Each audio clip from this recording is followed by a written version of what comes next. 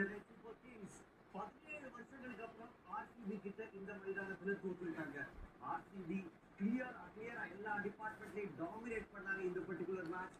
Chennai super Kings கிட்டத்தட்ட கடைசி நாளும் வரும்போதே தெரியும் வெட்டிக்காக விளையாடல, டெஸ்ட் ரன் ரேட்டை ரொம்ப இறங்க விட வேண்டாம்ன்றதுக்காக விளையாடினாங்க அப்படின்னு. ஆனா ஆர்சிபி டோட்டலி டாமினேட் பண்ணாங்க. With the ball, with the bat and ஃபீல்டிங்கும் மிகப்பெரிய வித்தியாசமா இருந்துச்சு இந்த ரெண்டு டீமுக்கும் இடையிலே. சென்னை சூப்பர் கிங்ஸ்க்கு யோசிக்க வேண்டிய விஷயங்கள் இருக்கு. அவங்களோட கோட்டை வணக்கம் நண்பர்களே. ஆர்சிபி அணி இன்னைக்கு 50 ரன்கள் வித்தியாசத்தில் வெற்றி பெற்றுள்ளார்கள்.